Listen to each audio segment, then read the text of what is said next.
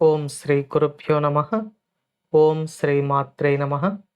ఈరోజు మనం శ్రీ లలితా సహస్రనామ స్తోత్రంలోని 831వ నామం గురించి తెలుసుకుందాం.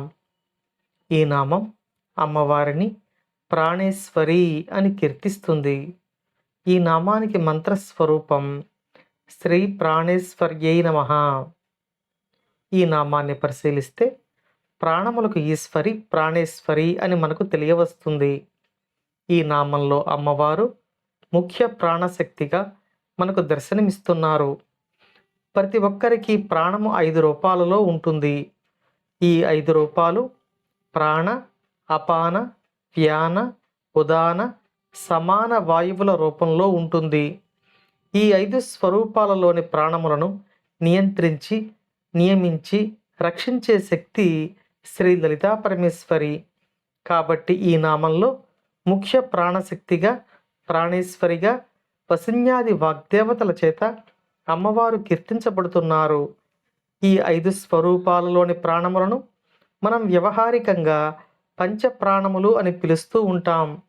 ఈ పంచప్రాణములకు అధిష్టాన దేవత శ్రీ లలితా పరమేశ్వరి అని ఈ నామం మనకు తెలియచేస్తుంది. ఈ పంచప్రాణముల గురించి ఇప్పుడు మనం చెప్పుకుందాం. మొదటిది ప్రాణము. ఇది శ్వాస ద్వారా శరీరంలోనికి ప్రవేశించే శక్తి. ఇదే జీవన శక్తిని కలిగి ఉంటుంది. రెండవది అపానము.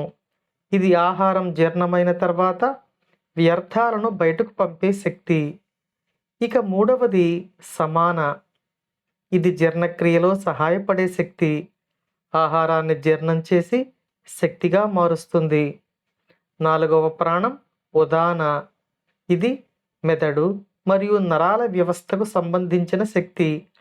ఇది మనస్సు మరియు ఆలోచనలను నియంత్రిస్తుంది. ఇక ఐదవ ప్రాణం వ్యాన. ఇది శరీరంలో శక్తిని పంపిణీ చేసే శక్తి. ఇది కండరాలు మరియు కీళ్లను కదిలిస్తుంది.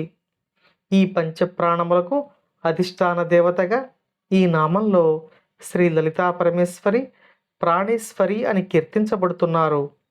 అమ్మవారి అనుగ్రహం ఉన్నన్ని రోజులే ఈ పంచప్రాణములు సక్రమంగా పనిచేస్తూ జీవుడిని రక్షిస్తాయి. అమ్మవారి అనుగ్రహం లేని రోజున చేసిన దుష్కర్మ పాశమై జీవుడిని బంధించిన రోజున ఈ పంచప్రాణములలో మొదటిదైన ప్రాణశక్తి అంటే శ్వాసించడం మాత్రమే జరుగుతూ మిగతా ప్రాణశక్తులు సరిగా పనిచేయక సాధకుడిని తన కర్మఫలాన్ని అనుభవించేటట్లు చేస్తాయి. అమ్మవారి అనుగ్రహంతో అంతా శుభమే జరగాలని కోరుకుంటూ ఓం శ్రీమాత్రే నమః.